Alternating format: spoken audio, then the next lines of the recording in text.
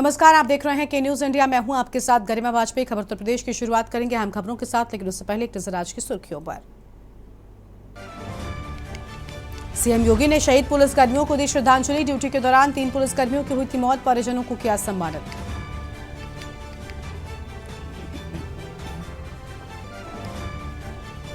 दो दिवसीय अयोध्या के दौरे पर सीएम योगी आदित्यनाथ हनुमानगढ़ी में करेंगे दर्शन पूजन। राम मंदिर निर्माण का भी करेंगे अवलोकन।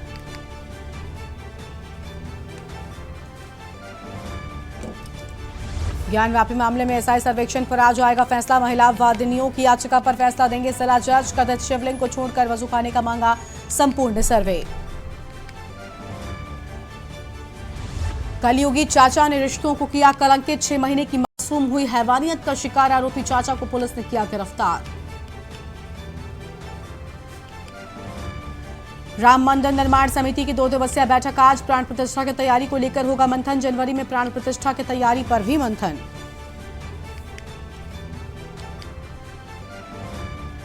दीपोत्सव के लिए सजाई जाएगी अयोध्या। रंग बिरंगी लाइटों से जगमगाएंगे अयोध्या के मठ मंदिर। आधुनिक लाइटों से मंदिर की तर्ज पर सजेगा अयोध्या का मुख्य द्वार। आप देख रहे हैं के न्यूज, खबरों का सारथी। और अब आगे बढ़ेंगे खबरों की ओर। अहम खबर आपको हम बता दें, जहां पर आज मुख्यमंत्री योगी आदित्यनाथ ने शहीद पुलिसकर्मियों को श्रद्धांजलि दी है, उन्हें याद किया है, उनके परिजनों को सम्मानित भी किया है। तो यह अहम खबर आपको हम बता दें, जहां पर आज मुख्यमंत्री योगी आदित्यनाथ की ओर से शहीद पुलिसकर्मियों को याद किया गया। इतना ही नहीं, उनके परिजनों को सम्मानित भी किया गया है। और क्या कुछ कहा वो भी आपको हम सुनाएंगे। भ्रष्टाचार निवारण संगठन के 18 मंडल स्तर पर स्थापित इकाइयों को थानों के रूप में सूचित करने एक नए सर्किल असमौली की स्थापना की स्वीकृति भी प्रदान की गई। शामली में पीएसी वाहिनी, लखनऊ में उत्तर प्रदेश विशेष सुरक्षा बल का मुख्यालय व एक वाहिनी विशेष सुरक्षा बल, गोरखपुर में दोवीं वाहिनी विशेष सुरक्षा बल, उन्नाव में राज्य अग्निशमन प्रशिक्षण महाविद्यालय, अयोध्या में स्पेशल टास्क फोर्स की स्थापना की स्वीकृति भी दी गई। बेहतर रणनीति एवं समन्वय सुरक्षात्मक प्रबंधन द्वारा उत्तर प्रदेश पुलिस ने कानून व्यवस्था की विभिन्न चुनौतियों को सफलतापूर्वक सामना कर शांति व्यवस्था में अपराध की स्थिति को सर्वथा नियंत्रित रखा है। प्रदेश में व्यापक सुदृढ़ एवं त्रुटिरहित सुरक्षा प्रबंध के फलस्वरूप समस्त महत्वपूर्ण पर्व और त्योहार, अतिविशिष्ट महानुभावों की यात्राएं, राजनीतिक रैलियां आदि सभी शांतिपूर्ण ढंग से संपन्न हुए हैं। इन आयोजनों को शांतिपूर्वक एवं सकुशल संपन्न कराकर उत्तर प्रदेश पुलिस ने अपनी क्षमता का प्रदर्शन किया है। इसके लिए मैं समस्त पुलिस बल को हृदय से बधाई देता हूं। 36 पुलिस चौकियों, एक जल पुलिस चौकी की स्वीकृति भी प्रदान की गई। और अयोध्या के दौरे पर मुख्यमंत्री योगी आदित्यनाथ आज अयोध्या पहुंचेंगे। सीएम योगी 2 दिवसीय दौरे पर अयोध्या जाएंगे और दोपहर 3:35 पर रामकथा पार्क हेलीपैड पहुंचेंगे। मुख्यमंत्री योगी आदित्यनाथ 3:45 पर हनुमानगढ़ी में दर्शन पूजन करेंगे। सीएम योगी आदित्यनाथ राम मंदिर निर्माण का अवलोकन भी करेंगे। मुख्यमंत्री योगी और विकास कार्यों, कानून व्यवस्था की करेंगे समीक्षा बैठक। विकास कार्यों का स्थलीय निरीक्षण भी सीएम योगी करेंगे और श्री राम की कुलदेवी बड़ी देवकाली मां का दर्शन पूजन भी करते नजर आएंगे। 8:15 पर पहुंचेंगे सरयू अतिथि गृह, संतों से मुलाकात करेंगे और परिवहन निगम की बसों को हरी झंडी भी दिखाएंगे मुख्यमंत्री योगी आदित्यनाथ। ये बड़ी जानकारी आपको हम बता दें। राम मंदिर निर्माण का अवलोकन करेंगे मुख्यमंत्री योगी आदित्यनाथ। तो फिलहाल ये अहम खबर आपको हम बता रहे हैं, जहां पर मुख्यमंत्री योगी आदित्यनाथ पहुंचेंगे और दर्शन पूजन करते भी नजर आएंगे। फिलहाल इस वक्त की बड़ी जानकारी आपको हम बता दें।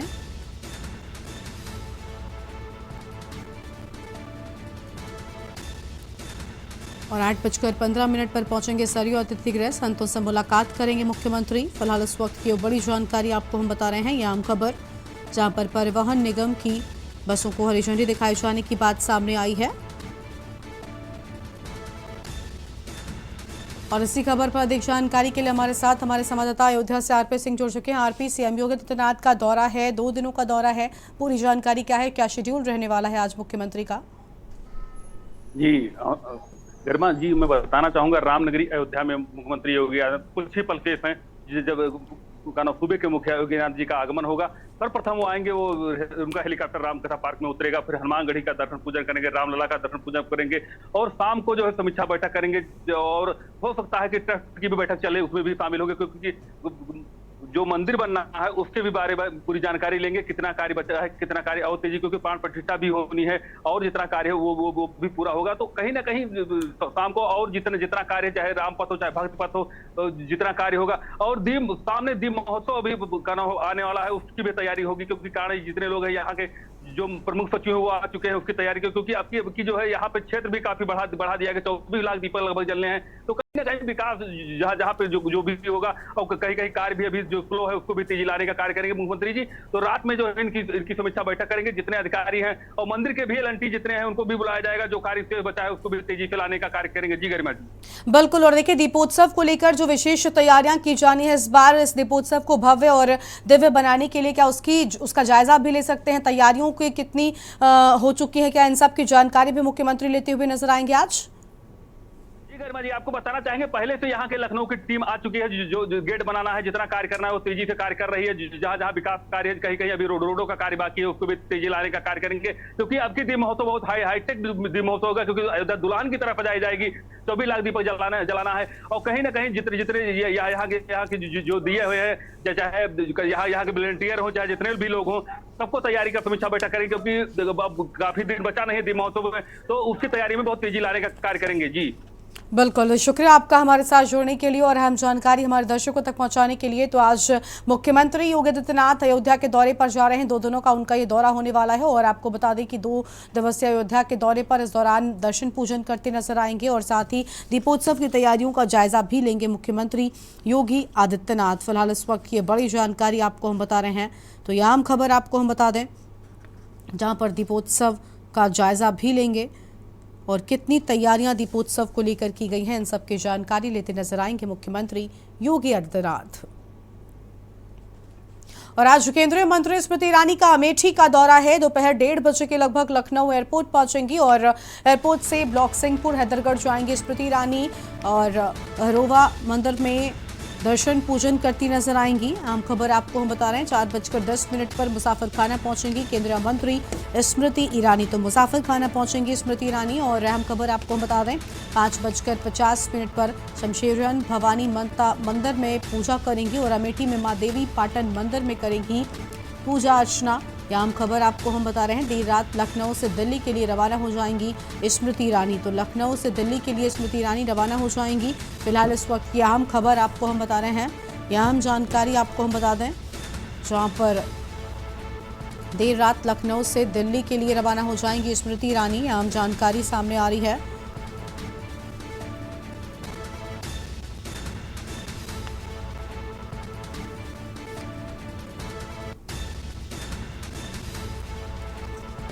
और यह आम खबर, जहां पर एयरपोर्ट से ब्लॉक सिंहपुर हैदरगढ़ जाएंगी स्मृति ईरानी। तो एयरपोर्ट से ब्लॉक सिंहपुर हैदरगढ़ जाएंगी स्मृति ईरानी।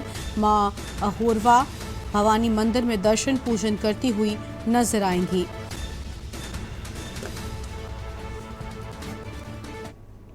और अगली खबर का रुख करते हैं। अगली खबर आपको हम रामपुर से बताते हैं, जहां पर एक कंबल में आजम खान ने रात गुजारी है। दूसरे दिन की रात में आजम खान ने खाई दाल रोटी और बैरक नंबर 1 में 30 कैदियों के साथ आजम खान रहे हैं। आजम खान अब्दुल्ला आजम ने जेल से मिले कपड़े पहने। 2 दिन से आजम से मिलने कोई नहीं आया। जेल अधीक्षक की ओर से अहम बातें सामने आई हैं। फिलहाल इस वक्त की आम खबर आपको हम बता दें, जहां दूसरे दिन की रात में आजम खान ने दाल रोटी खाई और कैसी गुजरी आजम खान की रात, उसको लेकर हम बात करें। बैरक नंबर 1 में 30 कैदियों के साथ आजम खान रहे हैं। आजम खान अब्दुल्ला आजम ने जेल से मिले कपड़ों को भी पहना है।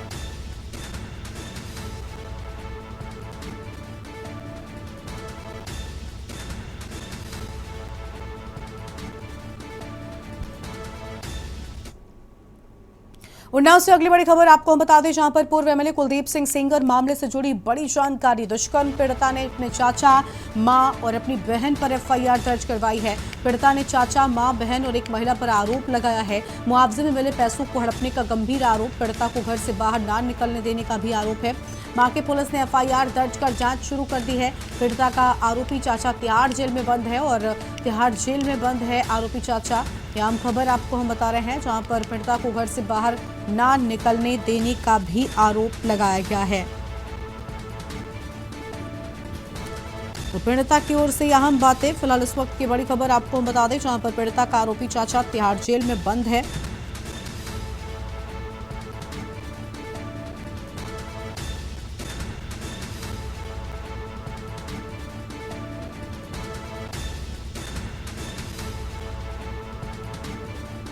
और यह आम खबर आपको हम बता दें,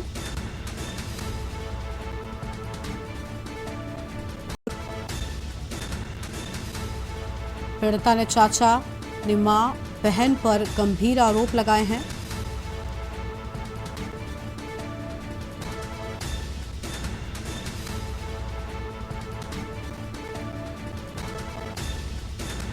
माखी पुलिस ने एफआईआर दर्ज कर पूरे मामले में जांच शुरू कर दी है। तो माखी पुलिस ने एफआईआर दर्ज कर पूरे मामले में जांच शुरू कर दी है।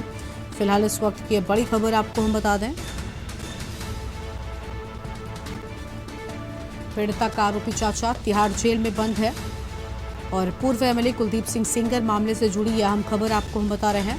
तो कुलदीप सिंह सेंगर मामले से जुड़ी यह बड़ी जानकारी आपको हम बता दें, जहां पर दुष्कर्म पीड़िता ने आरोप लगाया।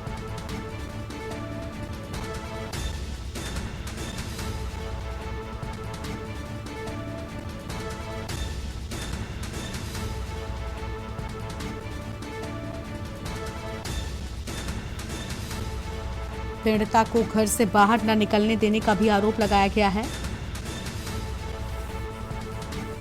अब सीधा आपको लेकर चलते हैं श्री हरिनाथ कोटा में, जहां पर इसरो चीफ एस श्रीनाथ क्या कुछ कहने सुनाते हैं। Launch window, and we will come back with more analysis and data of this mission on recovery of the crew module, which is happening now. We are having views from coming from the sea, from the drones, cameras which are being taking them. Before that, before we get any further updates, I would like to introduce the mission director, Sri H. Shivakumar, and the director of the crew module and crew escape system to you. So over to Shivakumar. Thank you, Chairman ISRO. All center directors, senior members, MRR and FRR team, and all distinguished guests. It's like words are not coming up. Yeah. Sir, this is like never before attempt. It's a bouquet of 3 experiments put together, and we have now seen the fragrance and the characteristics of all 3 systems with what we wanted to test through this experiment or this mission. The test vehicle, the crew escape system, the crew module, everything I think we have perfectly demonstrated in the very first attempt, but for the initial hitch, but that's nothing a problem at all. All the systems performed well. I thank you for all the support provided by the entire team of ISRO across all centers of VSSC, LPSC, IPRC, IASU, SDSC, HSFC, etc. Thank you all, sir. It was a penance for us for the last 3-4 years, and then we have reached the D-Day today. And it was a very happy occasion that we could make it on the very first attempt. Thank you. Now, Mr. R. Hutton, he is the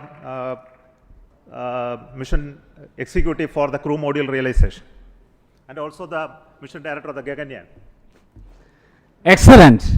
Hearty congratulations to all, my dear team ISRO and team India. As mission director has already said, I'm not getting any words to appreciate the whole team.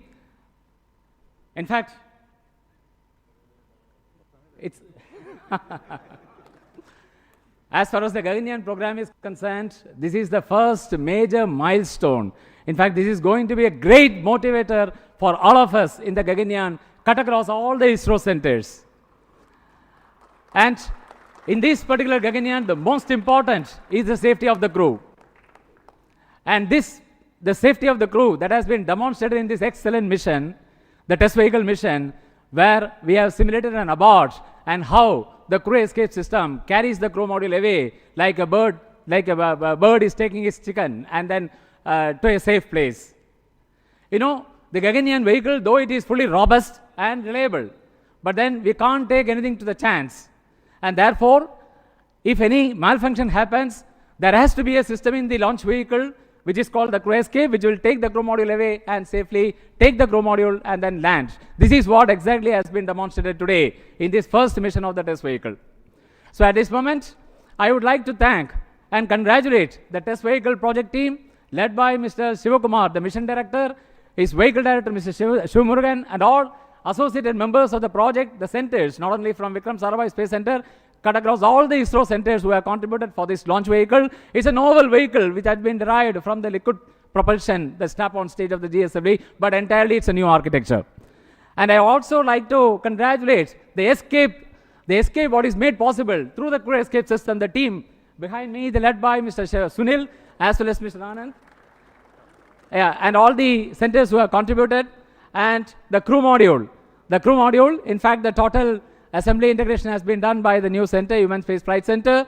The young team, which are in the 20s to 25s, that age group has totally done it. Of course, there are old seniors are also there who are young at heart, who are also guided them, not only from this Human Space Flight Center, but great support from VSSC and all other centers who have contributed many systems for the crew module. So I take this opportunity to congratulate all our teams at Human Space Flight Center and all the other centers of ISRO. And also the final leg, we have seen how the parachute got deployed at. Yes, sir? Yeah. So I congratulate all the members who have participated in this mission, ADRD, as well as the DRDO agencies, as well as all the industries and other agencies. So let me thank once again and congratulations. Thank you very much. The crew escape system is a very novel system. So the chief of the crew escape system design, Mr. Sunil. Respected Chairman ISRO and all senior members, directors of centers. What should I say about this launch? It's such a perfect launch. We had a very good lift-off. crew escape system as it was planned, all the 4 motors fired, and the crew mode has come down with precision. So I'd like to take this occasion to thank all of the people who have worked behind this, the whole team, that is Team ISRO I can call, who has supported us all through this. We took around 2 to 3 months for completing all these activities at SHAR, and the people who have supported us and getting it done. And I thank everybody, and thank you. Jai Hind. I will also request the director of the Human Space Flight Center, Mr. M. Mohan, to address very shortly.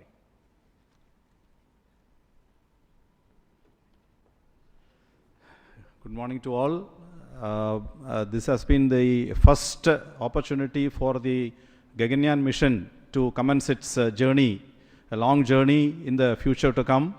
And I'm extremely happy that this Gaganyaan crew module, what now we are showing it live, floating in the ocean around 10 kilometers from the coast. And this has been a great journey for the young team of HSFC, who has prepared the crew module, and from scratch to the final configuration, accommodating all the parachutes and all the systems, and including the onboard systems, and perfectly timing all the openings of the parachutes, of the drogue chutes, the main chute, and finally we were able to capture, through the support of the Indian Navy, who are now ready to recover the crew module from the ocean anytime, and pick it up to the ship and then move it to the port at Chennai. And we are keenly awaiting to see physically the crew module at Chennai port by evening today. So let me at this occasion thank all the centers and all the HSFC team members for having this excellent performance of the first milestone, major milestone of the Gaganyaan program. Thank you very much. I request the director of the VSSC Center, who is taking the responsibility to design this new vehicle, which is very unique in its configuration and shape, Dr. Unnikrishnan Nair. Good morning. The maiden flight of test vehicle along with crew module and crew escape system has been a total success, as we have seen. Though this is a small vehicle, it has got all the complex systems, and all the systems have worked normally. And the parachute system, you could see the parachute has got 7 mortars and then 10 parachutes. All of them worked. In fact, it is redundancies there, but everything was worked nominally. So I thank all ISRO centers, especially the Human Space Flight Center, because it is a major mission for the Gaganyaan, all industry partners and ADRD as well as TBRL for the traveling with us for the parachute system realization. Thank you. The new test vehicle, which is a liquid engine based stage, which is the very unique one. So और इसी पर अधिक बातचीत के लिए हमारे साथ में साइंस कम्युनिकेटर सुशील दुबे जी जुड़ चुके हैं। सुशील जी, स्वागत आपका के न्यूज़ इंडिया पर। सुशील जी, इसरो जिस तरीके से लगातार दिन प्रतिदिन नई कीर्तिमान हासिल कर रहा है और अंतरिक्ष में एक और इतिहास भारत ने अब रच दिया है, सभी को बधाई भी दी है इसरो प्रमुख ने। आप इस लॉन्चिंग को किस तरीके से देख रहे हैं? महज आधे घंटे में कोई तकनीकी खामी आई, उसको ठीक भी कर दिया गया। ये भारत की विज्ञान प्रतिभा है, ये हमारे देश का एक नया एक रूप है जो पूरी दुनिया देख रही है कि किस प्रकार से हम अपने विज्ञान कौशल को अंतरिक्ष में दर्शा पा रहे हैं। ये चूंकि कुछ ऐसी बातें होती हैं जिस पे हमारा कंट्रोल नहीं होता, जैसे सुबह थोड़ा मौसम में भी खामी थी, लेकिन जैसे ही धूप खिली और बढ़िया सुहाना मौसम हुआ तो इसरो ने दिखा दिया कि देखिए हमारे वैज्ञानिकों में दम है। और 3 छतरियों से बंधा हुआ क्रू मॉड्यूल लहराते हुए पूरी दुनिया ने देखा कि किस प्रकार से हमारा क्रू मॉड्यूल समुद्र में उतरा। और अब हमारे जो आगे के ऐसे 3-4 टेस्ट और होने हैं और उसकी श्रृंखला में एक मील का पत्थर ये साबित होगा। और भविष्य में हम दुनिया के ऐसे चौथे देश बनने जा रहे हैं जो अपने अंतरिक्ष कार्यक्रम को एक अंतरिक्ष स्टेशन के रूप में अंतरिक्ष में अपने भारत के ज्ञान कौशल को दिखा पाएंगे। बिल्कुल। और देखिए, आने वाले वक्त में सुशील जी, आप इसरो को कहाँ देख रहे हैं? क्योंकि जिस तरीके से लगातार पहले चंद्रयान, उसके बाद सूर्य मिशन को लेकर जिस तरीके से हमने आदित्य L1 की लॉन्चिंग की और अब गगनयान, यानी बहुत एक बड़ा विस्तार जो है वो होने वाला है इस अंतरिक्ष में भारत का। बिल्कुल। देखिए, इसरो हमारे देश का ही एक ताबिंदा सितारा नहीं है, बल्कि पूरी दुनिया का ताबिंदा सितारा हो गया हुआ है, क्योंकि इसरो जो कार्य करके दिखाता है वो बहुत ही सस्ते ढंग से, और सफलता का रेट बहुत ज्यादा है। जितने में हॉलीवुड फिल्में बनती हैं, ये कोई साइंस फिक्शन फिल्म बनती, उससे कम बजट में हमारे देश के वैज्ञानिक हमारे अंतरिक्ष मिशन को कामयाब होता हुआ दिखा रहे हैं। चाहे वो चंद्रयान हो, चाहे वो मंगलयान हो, और चाहे वो आदित्य L1 हो, और अब देखिए गगनयान की ये टेस्ट लैंडिंग हो। और ये थोड़ी सी अनोखी इसलिए थी क्योंकि इसमें क्रू एस्केप सिस्टम था, जिसमें कि अंतरिक्ष यात्रियों की बैठने की जगह क्रू मॉड्यूल को सुरक्षित नीचे लाया गया। इसमें बहुत सारे जैसे कि 4 बूस्टर भी लगे हुए थे।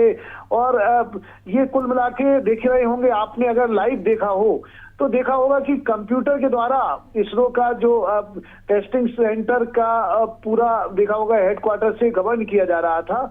और ये देखिए साइंस का कमाल देखिए कि किस प्रकार से सुरक्षित हमारे जो एरोनॉट्स थे, अंतरिक्ष यात्री थे, जो कि एयरफोर्स से लिए गए थे, तो वो बड़े ही सफलतापूर्वक समुद्र में उतरे।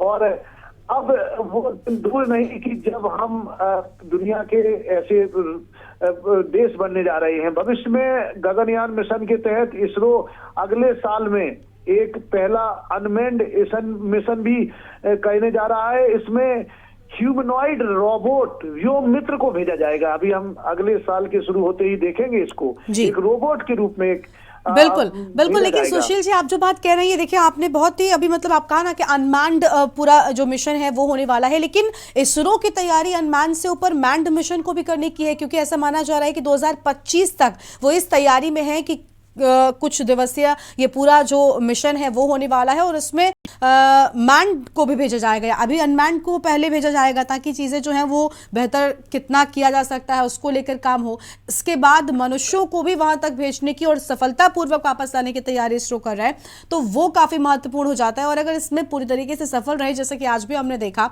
तो हम चौथे देश बन जाएंगे जो अंतरिक्ष में और ज़्यादा बड़ा कदम उठा पाए हैं। बिल्कुल, आपने बिल्कुल सही कहा कि देखिए अनमैन्ड मिशन इसलिए भेजा जाता है कि इसमें इंसान की तरह एक ह्यूमनॉइड रोबोट व्योम मित्र को भेजकर वो ऐसी सारी कंडीशन के ऊपर अध्ययन करेंगे कि जिससे कि हम जो मैन्ड मिशन अपना भेजें वो सुरक्षित वहां पर अंतरिक्ष में पहुंचे और पहुंच के लौट भी आए। तो इसके लिए एक टेस्टिंग के अंतर्गत ऐसा अनमैन्ड मिशन किया जाएगा। और देखिए जैसा कि अभी ये इसकी पूरी संभावना है, क्योंकि इसरो का ट्रैक रिकॉर्ड बहुत ही अच्छा है पूरी दुनिया में, तो हम अमेरिका, चीन और रूस के बाद भारत ऐसा चौथा देश बनने जा रहा है जो इस प्रकार की कामयाबी का झंडा पूरी दुनिया के सामने गाड़ने जा रहा है अंतरिक्ष में। और अंतरिक्ष की लड़ाई बहुत ज्यादा चल रही है इस समय। दुनिया भविष्य में उन्हीं की होने वाली है जो न केवल जमीन पर जिनका नियंत्रण होगा, बल्कि अंतरिक्ष की ऊपर भी बहुत सारे मिशन चल रहे हैं। उसमें अगर हम आगे जा रहे हैं तो हमारे देश का जो कीर्ति पताका है, हमारे देश का यश वैभव है, हमारे देश का ज्ञान कौशल है, ये हम मानवता के रूप में वसुधैव कुटुंबकम जो हमारे देश की थीम है, हम दुनिया को बहुत कुछ दे पाएंगे अंतरिक्ष के अपने मिशन को कामयाब करते हुए। अंतरिक्ष में भविष्य में बस्तियों को बसाने का जो सपना है उसमें भारत भी कंट्रीब्यूट बिल्कुल। और देखिए जिस तरीके से ये पहला कदम था इस गगनयान मिशन का एक टेस्ट करने का कि भला हम इसमें कितना आगे बढ़ पाएंगे, वो सफल रहा है। तो हम यही उम्मीद करते हैं कि इस पूरे मिशन में हमारे वैज्ञानिकों को, इसरो को सफलता मिलेगी। शुक्रिया आपका सुशील जी हमारे साथ जुड़ने के लिए, अपनी बात रखने के लिए। तो ये आम खबर आपको हम बता रहे थे जहां पर इसरो प्रमुख ने सभी को सफलता के लिए बधाई दी है और दिन प्रतिदिन नए कीर्तिमान इसरो भारत के नाम कर रहा है, भारत इतिहास रच रहा है। अंतरिक्ष की दुनिया में भी भारत के ये बढ़ते कदम कहीं ना कहीं भारत को आगे लेकर जा रहे हैं और देश इस सब को लेकर गौरवान्वित महसूस कर रहा है। और इस बीच एक बड़ी खबर का रुख कर लेते हैं। बड़ी जानकारी इस बीच सामने आ रही है। इस वक्त की आम खबर का रुख करते हैं। ग्रेटर नोएडा में बड़ा हादसा हुआ। ग्रेटर नोएडा में बड़ा हादसा होने की बात सामने आई है। आम खबर आपको बता दी, देर रात अज्ञात बड़े वाहन से एक कार टकरा गई। तो देर रात अज्ञात एक बड़े वाहन से कार टकरा गई है। इस हादसे में 5 लोगों की दर्दनाक मौत की खबर सामने आई है। 5 लोगों की दर्दनाक मौत हुई। इस हादसे में 3 बच्चे भी गंभीर रूप से घायल हो गए हैं। 3 बच्चे इस हादसे में गंभीर रूप से घायल हो गए और हादसे में 5 लोगों की दर्दनाक मौत हो गई है। आम खबर आपको हम बता रहे हैं जहां पर 3 बच्चों के गंभीर रूप से घायल होने की बात सामने आई है। और यमुना एक्सप्रेसवे पर देर रात हुआ हादसा। तो यमुना एक्सप्रेसवे पर देर रात हादसा हुआ है। फिलहाल ये आम खबर आपको बता दें, कार में 3 बच्चों समेत 8 लोग सवार थे। तो कार में 3 बच्चों समेत 8 लोग सवार थे। ग्रेटर नोएडा में बड़ा हादसा हुआ है। तो ग्रेटर नोएडा में हुआ बड़ा हादसा। देर रात अज्ञात बड़े वाहन से कार टकरा गई और इस दुखद हादसे में 5 लोगों की जान चली गई है। उत्तर प्रदेश की खबरों में फिलहाल इतना ही। आप देखते रहिए के न्यूज़ इंडिया। नमस्कार।